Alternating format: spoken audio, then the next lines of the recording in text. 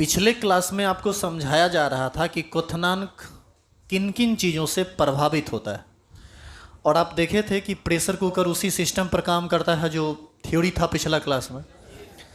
Actual में हम पिछले क्लास में समझे हैं कि क्वथनांक पर एक्सटर्नल प्रेशर का क्या इफेक्ट पड़ता है, और आप देखें कि एक्सटर्नल प्रेशर जितना ही ज़्यादा होता है क्वथनांक भी उतना ही ज़्यादा होता है। मतलब एक्सटर्नल प्रेशर के बढ़ने से, बाहरी दाब के बढ़ने से बॉइलिंग पॉइंट बढ़ता है और बाहरी दाब के घटने से बॉइलिंग पॉइंट घटता है।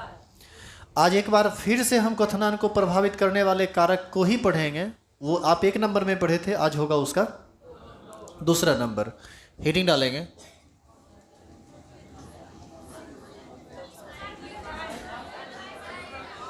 अच्छा, ये लिखाए नहीं थे, लिखाना बाकी था।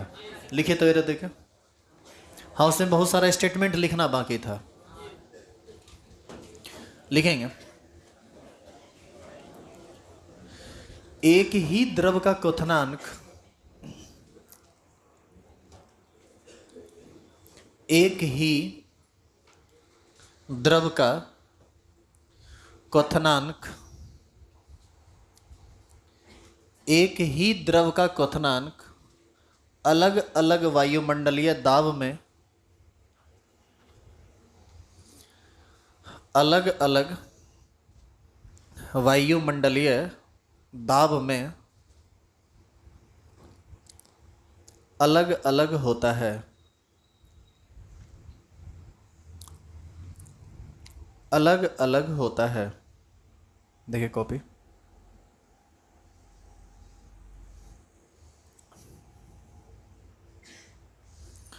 नेक्स्ट एरो, अधिक वायुमंडलीय दाब पर क्या हो, नेक्स्ट एरो देके लिखना है। अगला लाइन, अधिक वायुमंडलीय दाब पर क्वथनांक अधिक होता है। अधिक वायुमंडलीय दाब पर क्वथनांक अधिक होता है तथा कम वायुमंडलीय दाब पर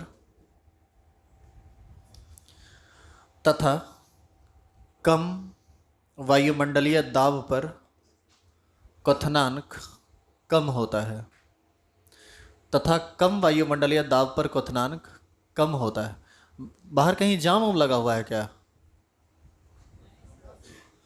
लिखिए नेक्स्ट एरो,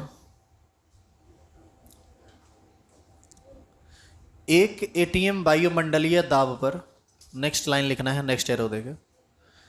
एक एटीएम वायुमंडलीय दाब पर एक एटीएम वायुमंडलीय दाब पर किसी भी द्रव के क्वथनांक को एक एटीएम वायुमंडलीय दाब पर किसी भी द्रव के क्वथनांक को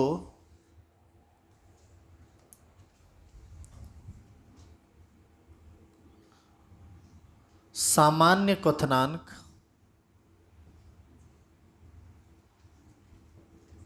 कहते हैं। सामान्य क्वथनांक कहते हैं। नेक्स्ट एरो, जल का सामान्य क्वथनांक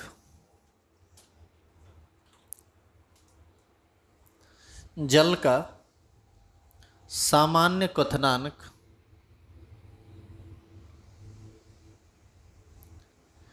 100 डिग्री सी होता है। जल का सामान्य क्वथनांक 100 डिग्री सी होता है। सुन लीजिए, क्वेश्चन में जल का क्वथनांक दे या ना दे, आपको यदि जल के क्वथनांक यानी सामान्य क्वथनांक की जरूरत पड़े तो आप अपने मन से भी कितना मान सकते हैं, 100 डिग्री सी। इसलिए क्योंकि किताब जो लिखने वाले लोग हैं वह यह समझ रहे हैं कि अब आप इस स्टैंडर्ड पर हैं कि जल का क्वथनांक देने की ज़रूरत नहीं है, इसीलिए ये वैल्यू हमेशा आपको याद रहना चाहिए। एंड लास्ट एरो, क्वथनांक वह अधिकतम ताप है, क्वथनांक वह अधिकतम ताप है, क्वथनांक वह अधिकतम ताप है जहाँ तक किसी भी द्रव का, जहाँ तक किसी भी द्रव का ताप, टेम्परेचर, ताप मापा जा सकता है।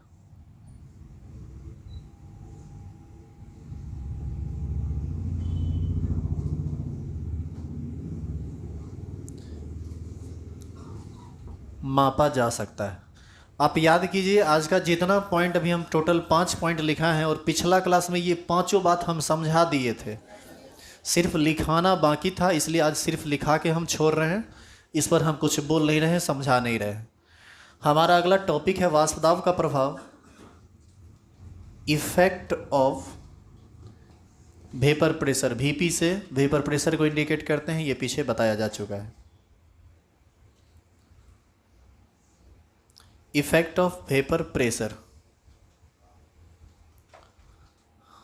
आगे बढ़ें। देखो, इसको भी ना तुम एक ग्राफ से समझो, ग्राफ से बहुत आसानी से ये सब बात समझ में आता है। हम नीचे लेते हैं टेम्परेचर और यहाँ पर हम लोग लेते हैं वेपर प्रेशर। ये है 1 atm, यानी यही ना आपका वायुमंडलीय दाब है। इसी को टच करके कोई इसी दाब तक यदि किसी द्रव का वेपर प्रेशर पहुंचेगा तो लिक्विड बॉयल होगा। ये सब पिछला क्लास में समझाया गया था। सुनिए अब ध्यान से। मान लीजिए आपके पास 3 अलग अलग लिक्विड है, 3 अलग अलग लिक्विड है, ए, बी और सी। तो 3 अलग अलग यदि लिक्विड है आपके पास, तो इस तीनों का वेपर प्रेशर भी अलग अलग होगा। जैसे मान लीजिए पेट्रोल है, पानी है और सरसों का तेल है, तो किसका वेपर प्रेशर सबसे अधिक होगा? पेट्रोल का, क्योंकि पेट्रोल का उड़ने का क्षमता सबसे अधिक है। सरसों तेल का सबसे कम होगा, क्योंकि उसका उड़ने का क्षमता जो है वह सबसे कम है। तो आप एक बात बताइए, ए, बी और सी में मान लेते हैं हम कि ए का वेपर प्रेशर सबसे कम है, बी का वेपर प्रेशर उससे अधिक है और सी का वेपर प्रेशर सबसे अधिक है।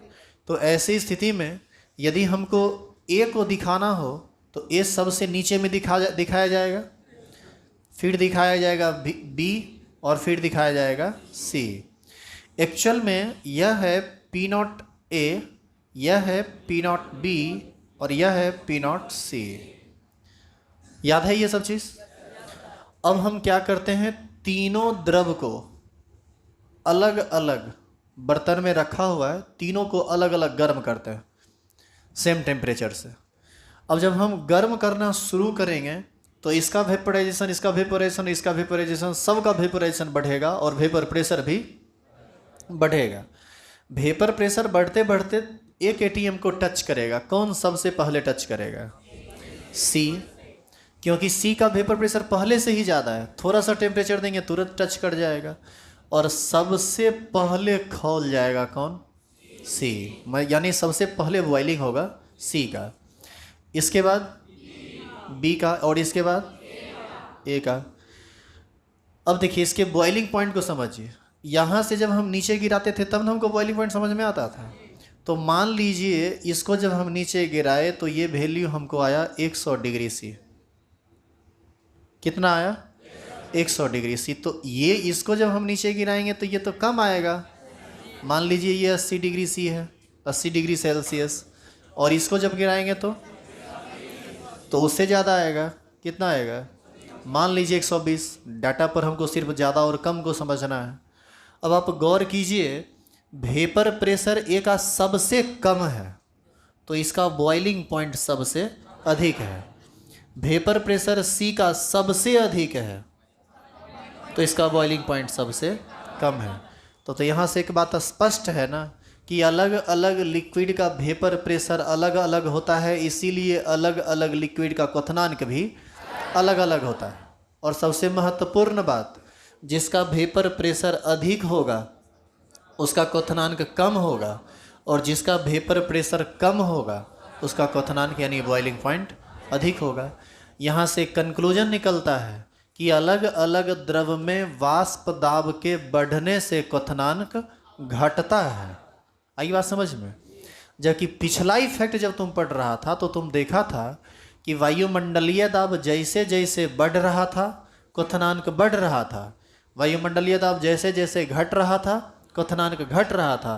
लेकिन यहाँ तो उल्टा बात हो गया, द्रव का वेपर प्रेशर यदि अधिक होगा तो क्वथनांक कम होगा, और वेपर प्रेशर कम होगा तो क्वथनांक अधिक होगा। सबसे पहले आप इस ग्राफ को खींचिए, उसके बाद तीनों स्टेटमेंट हम लोग लिखेंगे।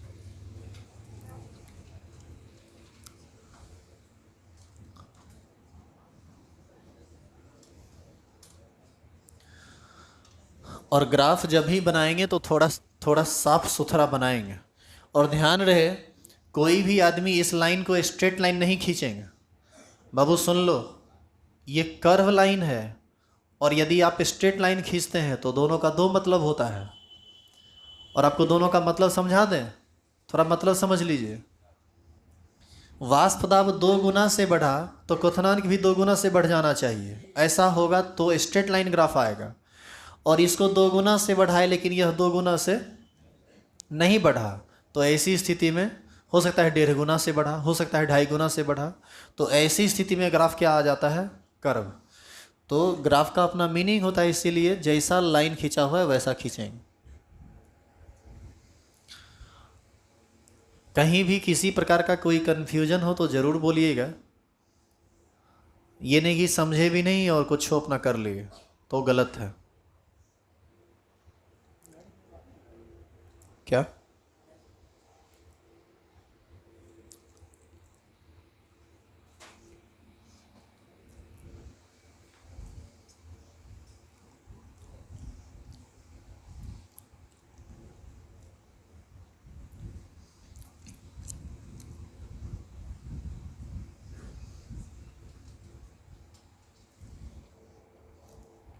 ग्राफ तो बड़ा खतरनाक बनाई और तुरंत बना दी।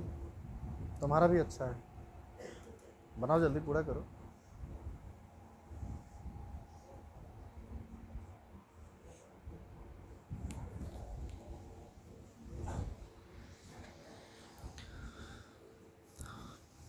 शुरू करें लिखाना?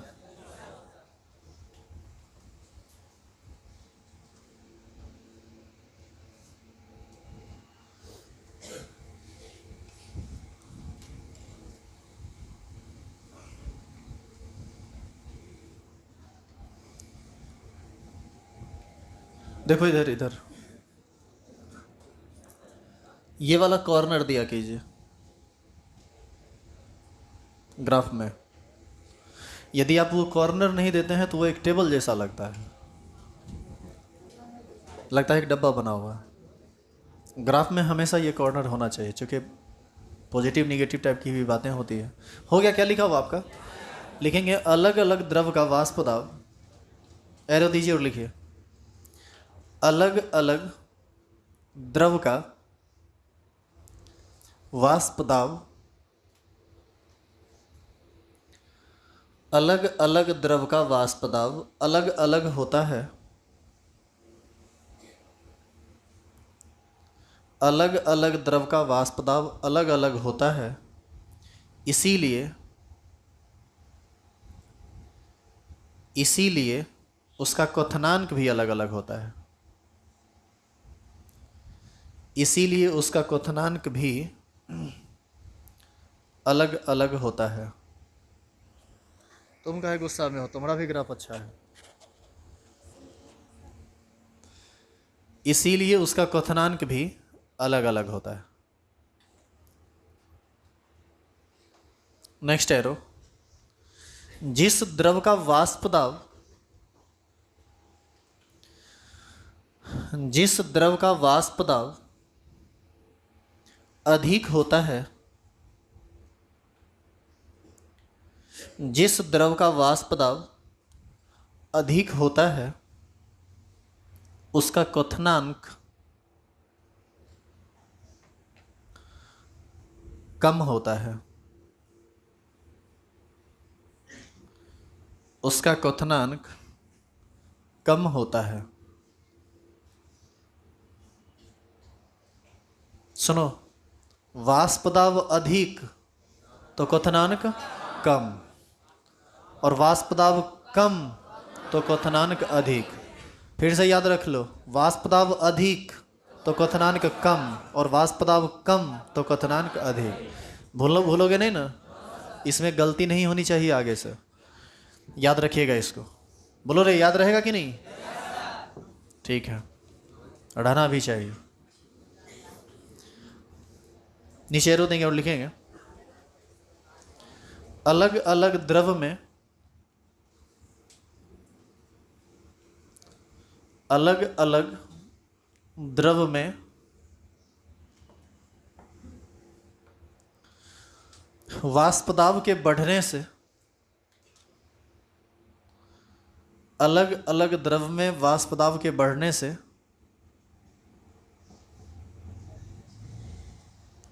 उसका क्वथनांक घटता है।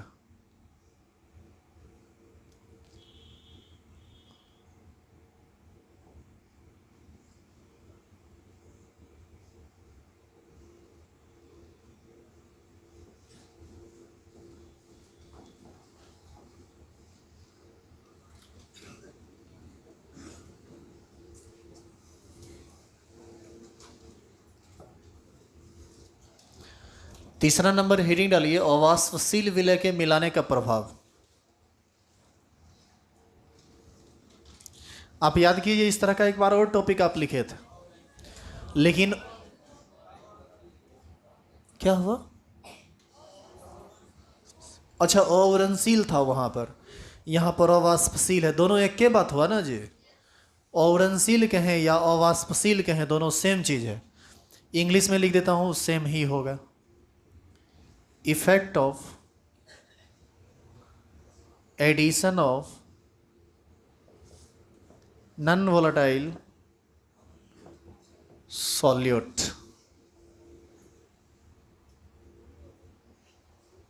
यानी पानी में जब हम चीनी मिला देते हैं, पानी में जब हम नमक मिला देते हैं, तब उसके बॉइलिंग पॉइंट पर क्या फर्क पड़ता है, इसी को हम देखने वाले हैं। पानी का सामान्य क्वथनांक कितना होता है? 100 डिग्री सेल्सियस। अब यदि हम पानी में चीनी मिला के फिर उसको उबालें तो वो 100 से ज़्यादा पर बॉयल होगा, 100 से कम पर बॉयल होगा, या 100 पर ही बॉयल होगा। इन चीज़ों को हम इस थ्योरी के अंतर्गत पढ़ेंगे, और काफ़ी इंटरेस्टिंग है। देखिए इसको, जो शुरू से समझते आए हैं उनको दिक्कत नहीं होगा। शुरू करें बताना क्या? अभी अब आपको लिखना उखना कुछ नहीं है, चुपचाप देखिए जो काम हम कर रहे हैं उसको, और जो पूछा जाए उसका जवाब दीजिएगा। मान लीजिए कि हम एक बर्तन लेते हैं और इस बर्तन में हम शुद्ध पानी लेते हैं, ये शुद्ध जल है, तो इसका कुछ ना कुछ वेपर प्रेशर होगा कि नहीं? इसके वेपर प्रेशर को किस चीज़ से डिनोट करेंगे? पी नॉट से। इसमें थोड़ा सा आप चीनी मिला दो, तो नॉन वोलेटाइल सॉल्यूट मिला दिए, तो अब क्या बना? बोलिए। अब हो गया ये विलियन सॉल्यूशन। इसके वेपर प्रेशर को क्या कहेंगे? पीएस। कोई हमको बताएगा कि पी नॉट और पीएस में कौन बड़ा होगा? पी नॉट बड़ा होगा और पीएस छोटा होगा।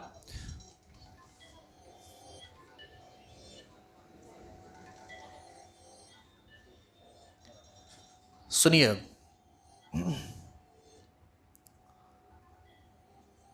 ये शुद्ध जल है और ये विलियन है। हम यदि इसको गर्म करेंगे तो गर्म करने के पश्चात यह भी बॉईल होगा, यह भी बॉईल होगा। इसके बॉइलिंग पॉइंट को हम कहते हैं टी नॉट बी। शुद्ध जल के क्वथनांक को तो टी नॉट बी ही कहा जाता है। और इसके बॉइलिंग पॉइंट को हम कहते हैं टीबी। टी नॉट बी क्या है? शुद्ध विलायक का क्वथनांक, या शुद्ध जल नहीं कहेंगे, विलायक रहेगा ये जनरली, शुद्ध विलायक का क्वथनांक। और ये क्या है? शुद्ध विलियन नहीं होता है, विलियन शुद्ध नहीं होता है, इसको सिर्फ हम लोग कहेंगे विलियन का क्वथनांक। तो अब बताइए कि टी नॉट बी और टीबी में कौन बड़ा होगा? टी नॉट बी बड़ा होगा, टीबी बड़ा होगा।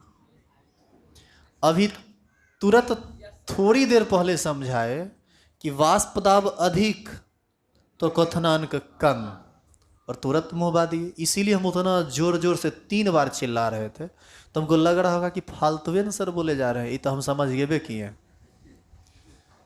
समझ न गए, दिमाग में अटा नहीं पाए, और अटा लिए तो उसको एक्सप्रेस नहीं कर पाए। बस यही चीज़ करना है आपको, थोड़ा सा एक्टिव रहना पड़ेगा इस मामले में आपको। शुद्ध जल का वाष्प दाब अधिक है तो इसका क्वथनांक कम हो जाएगा, और इसका वाष्प दाब कम है तो इसका क्वथनांक अधिक हो जाएगा। यानी इस बार टीबी बड़ा हो जाएगा, टी नॉट भी छोटा हो जाएगा। और यदि अब भी आप इस बात को नहीं समझे तो हम आपको इसको ग्राफ पर समझाते हैं, और ग्राफ पर सवाल नहीं उठता है कि आपको समझ में ना आए। समझ में तो आप खैर यहाँ भी गए होंगे, लेकिन फिर भी ग्राफ बताएंगे, चाहे समझ में आए या समझ में ना आए। पहले इसको उतारिए।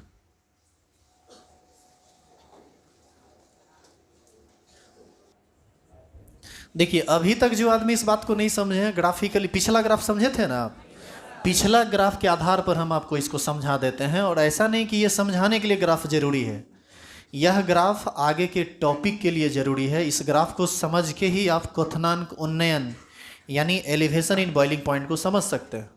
अब सुनिएगा थोड़ा ध्यान से, लिखना उखना कुछ नहीं है। हम एक बार फिर से नीचे ले रहे हैं टेम्परेचर, और इस तरफ ले रहे हैं वेपर प्रेशर, और ये है एक एटीएम। बार बार का है एक एटीएम को पकड़ लिए हैं हम, क्योंकि एक एटीएम हम लोग को पकड़े हुए हैं। क्यों? वायुमंडलीय दाब एक एटीएम है, हम उसी एटीएम में न जी रहे हैं, तो उसी से संबंधित बात भी है यह। अच्छा, एक बात बताओ, प्योर सॉल्वेंट के वेपर प्रेशर को तुम पी नॉट कहते हो, और सॉल्यूशन के वेपर प्रेशर को तुम पीएस कहते हो। यदि हम, अच्छा ये जीरो है ना, और ये वेपर प्रेशर, ये एक्सिस वेपर प्रेशर का है ना, तो वेपर प्रेशर के इस एक्सिस पर ही ना हम पी नॉट को भी रख सकते हैं और पीएस को भी रख सकते हैं। तुम जरा बताओ कि पी नॉट को यदि हम यहाँ रख दिए तो हम यहाँ से लेकर यहाँ तक के वैल्यू को कहेंगे शुद्ध विलायक का वाष्प दाब। अब सिर्फ हमको तुम ये समझा दो कि पीएस विलियन का वाष्प दाब है ना, उसको हम इस पॉइंट के ऊपर रखेंगे या नीचे रखेंगे? ऊपर या नीचे रखेंगे, इस आधार पर आप बोल सकते हैं कि कौन बड़ा है कौन छोटा है। बड़ा होगा तो ऊपर रखेंगे, छोटा होगा तो नीचे रखेंगे। कहाँ रखना चाहिए? नीचे रखना चाहिए, क्योंकि वाष्प दाब विलियन का कम होता है और शुद्ध विलायक का अधिक होता है। तो नीचे रखेंगे तो मान लो यहाँ रखते हैं, ये आपका क्या कहलाएगा? पीएस। यह है शुद्ध विलायक का वाष्प दाब और यह है विलियन का वाष्प दाब। अब आप क्या कीजिए, इसको गर्म कीजिए। अब जब आप गर्म कीजिएगा इसको, तो गर्म करने के दौरान ये सबसे पहले टच करेगा एक एटीएम को, और बाद में टच करेगा ये। तो ये जो ग्राफ है, यह ग्राफ है आपका प्योर सॉल्वेंट का। प्योर सॉल्वेंट समझ रहे हैं आप? शुद्ध विलायक। और ये ग्राफ किसका है? फिर कहता है प्योर सॉल्यूशन। सॉल्यूशन प्योर नहीं होता है।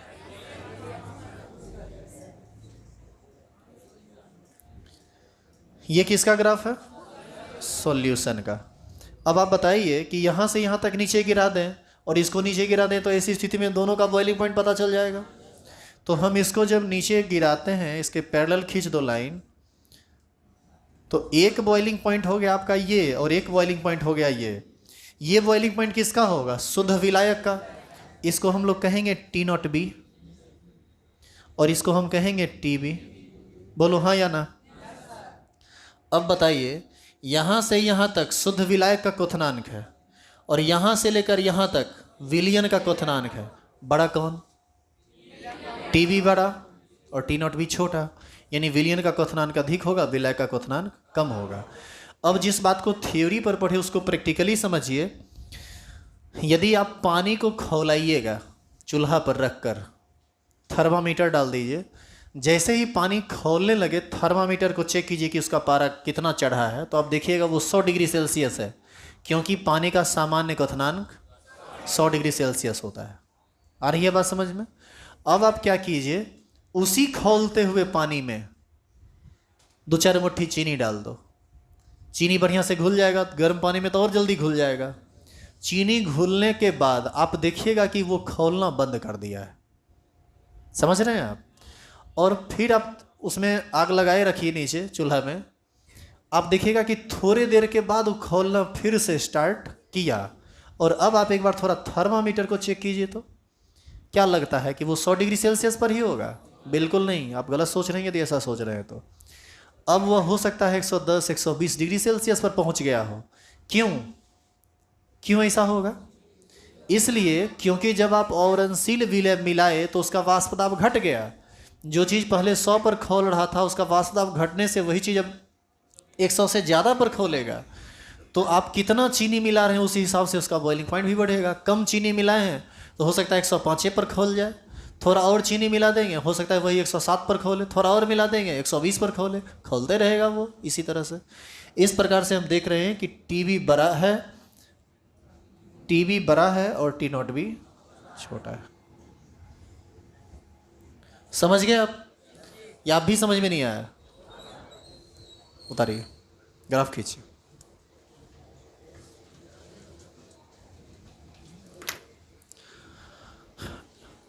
हाँ, असर इसमें तब नहीं होता जब अवरणशील विलय मिलाते और वाष्प दाब पर कोई फर्क नहीं पड़ता, तब फिर सेम ही रह जाता बॉइलिंग पॉइंट, लेकिन ऐसा तो है नहीं।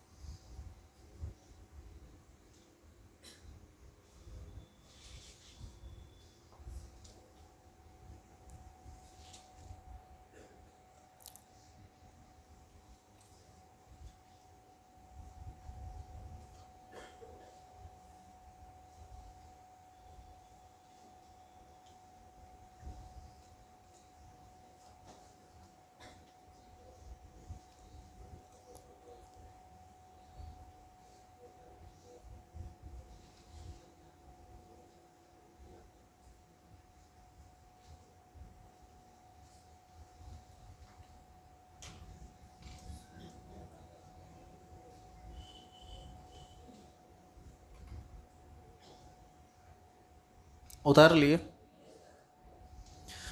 अब इसका स्टेटमेंट सुनिए आप।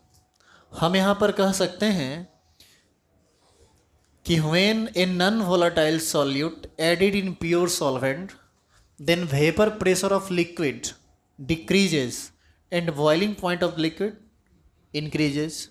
जब किसी द्रव में अवाष्पशील विलय मिलाया जाता है तो वाष्प दाब का मान घट जाता है और इसीलिए क्वथनांक का मान बढ़ जाता है। आई बात समझ में?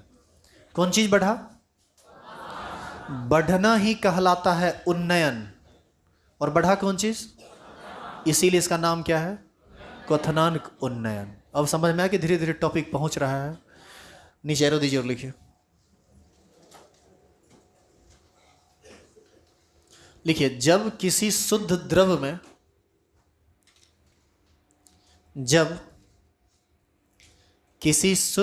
में अवाष्पशील विलय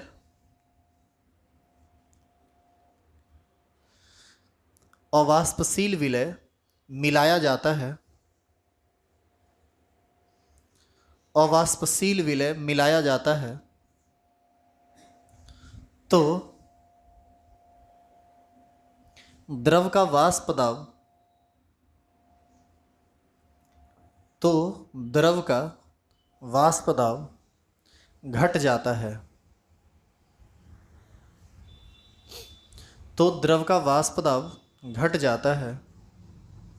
इसीलिए क्वथनांक का मान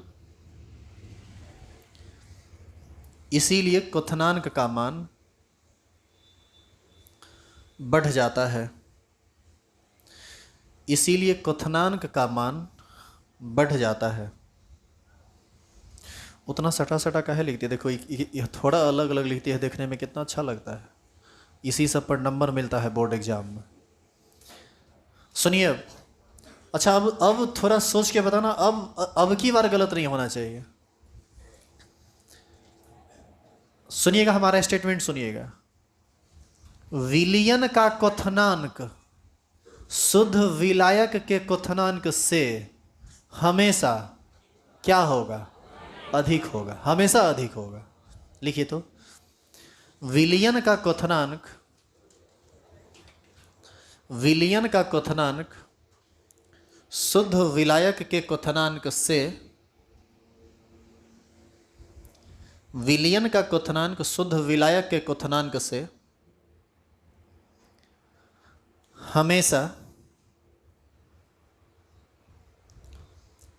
हमेशा अधिक होता है। विलयन का क्वथनांक शुद्ध विलायक के क्वथनांक से हमेशा अधिक होता है। अतः नीचे वाले लाइन में लिखेंगे, अतः TB is always greater than T0B। इस बात को तीसरा बार आप लिख रहे हैं। लिख दिए क्या? अब आप कॉलिगेटिव प्रॉपर्टी समझ सकते हैं जो आप पढ़े हैं। लिखिए तो स्टार लगा के, क्वथनांक उन्नयन।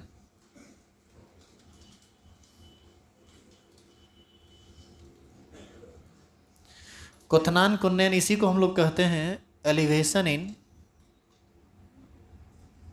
बॉइलिंग पॉइंट, और इसको इंडिकेट किया जाता है डेल्टा TB से। देखो, डेल्टा T ऐसे लिखाएगा और B नीचे में ऐसे लिखाएगा। ये नहीं कि डेल्टा T या B, समझ रहे हो? ऐसे नहीं लिखना है। हेडिंग डालिए, क्वथनांक उन्नयन elevation in boiling points. Denote करते हैं इसको किस चीज से? डेल्टा TB से।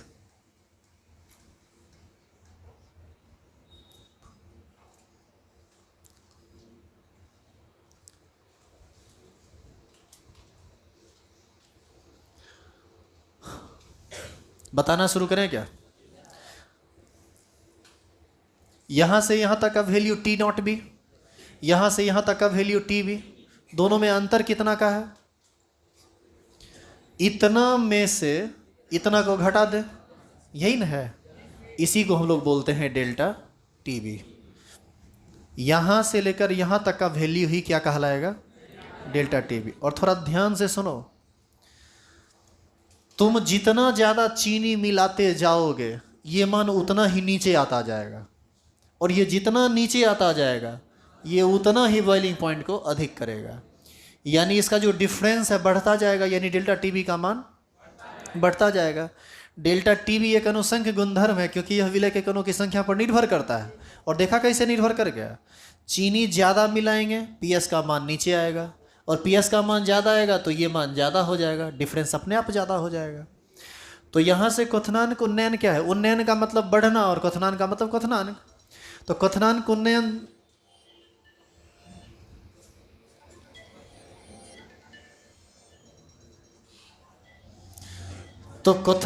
क्वथनांक का बढ़ना ही क्वथनांक उन्नयन कहलाता है। जब हम औरणशील विलय मिलाते हैं किसी शुद्ध द्रव में, तो यहाँ से हम सिंपली डिफाइन कर सकते हैं इसको, विलयन के क्वथनांक। अच्छा एक बात बताओ, ये कितना ज़्यादा है? इतना ही ना। TB में से T0B को घटा दें, इसी को हम लोग क्वथनांक उन्नयन कहते हैं। हम लोग कहेंगे विलयन के क्वथनांक तथा शुद्ध विलायक के क्वथनांक के अंतर को क्वथनांक उन्नयन कहते हैं।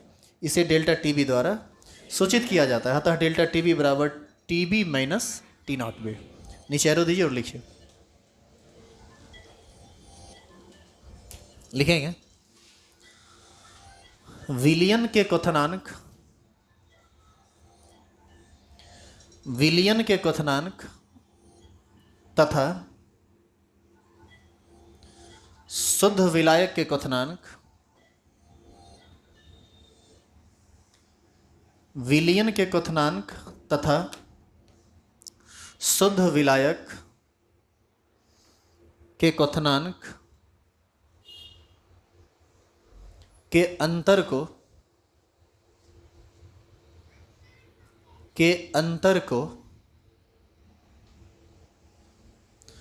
क्वथनांक उन्नयन कहते हैं।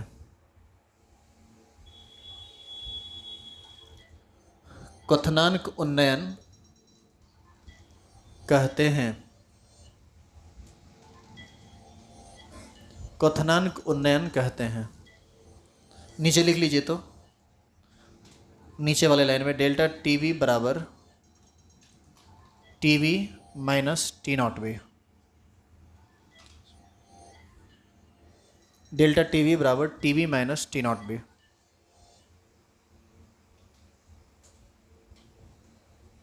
नीचे एरो देंगे और लिखेंगे क्वथनांक उन्नयन, क्वथनांक उन्नयन एक अनुसंख्य गुणधर्म है।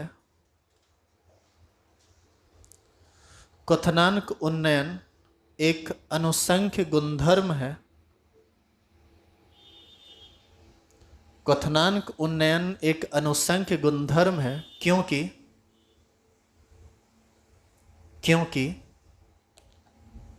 यह